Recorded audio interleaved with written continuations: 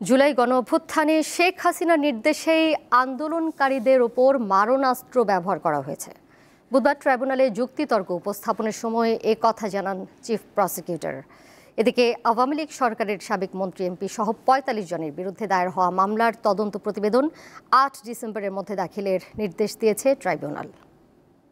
সংসারে একমাত্র ভরসা ছিলেন নূর। পুলিশের গুলি পিঠে লেগে বুক দিয়ে বেরিয়ে যায়। ছেলের মৃত্যু সংবাদ শুনে স্ট্রোক করেন মা।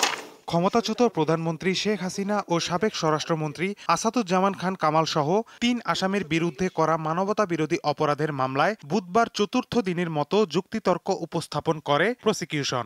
গত ৩ দিন এই মামলার পটভূমি ও সাক্ষীদের জবানবন্দি বিশ্লেষণ করেন চিফ প্রসিকিউটর। এ মামলায় ৫টি অভিযোগের দ্বিতীয়টির বিষয়ে তুলে ধরেন তিনি। শেখ হাসিনার প্রামাণ্য কণ্ঠস্বরের সাথে বিতর্কিত কণ্ঠস্বরের মিল আছে।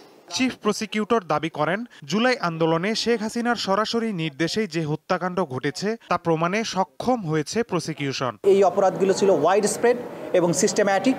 আন্তর্জাতিক আইন অনুযায়ী, দেশীয় আইন অনুযায়ী একটা অপরাধকে মানবতা বিরোধী অপরাধ হওয়ার জন্য ওয়াইড স্প্রেড এবং সিস্টেম্যাটিক হওয়ার যে শর্ত, সেটি যে পরিপূর্ণভাবে এই মামলায় প্রমাণিত হয়েছে বা শর্তগুলো পূরণ হয়েছে, সেগুলো আমরা দেখিয়েছি। তিনি জানান, শুধু দেশে নয়, আন্তর্জাতিক আদালতেও শেখ হাসিনার বিরুদ্ধে মানবতা বিরোধী অপরাধ প্রমাণের যথেষ্ট তথ্য উপাত্ত আদালতের কাছে উপস্থাপন করেছে প্রসিকিউশন। আমাদের ডকুমেন্টারি এভিডেন্স দেখিয়েছি, পত্রপত্রিকার রিপোর্ট দেখিয়েছি, অজস্র ভিডিও ফুটেজ, বিস্তারিত প্রমাণ এতটাই অকাট্যভাবে তুলে ধরা হয়েছে যে এই এভিডেন্স দিয়ে আন্তর্জাতিক কোনো আদালত হোক, বিশ্বের যে কোনো দেশের যে কোনো আদালতে তোলা হোক, অকাট্যভাবে এই অপরাধীদের, এই আসামিদের অপরাধ প্রমাণিত হবে।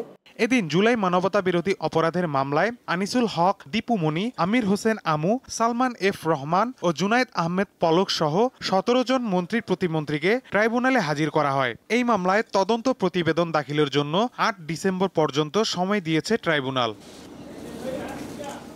মাহিদুর রহমান, দীপ্ত সংবাদ, ঢাকা।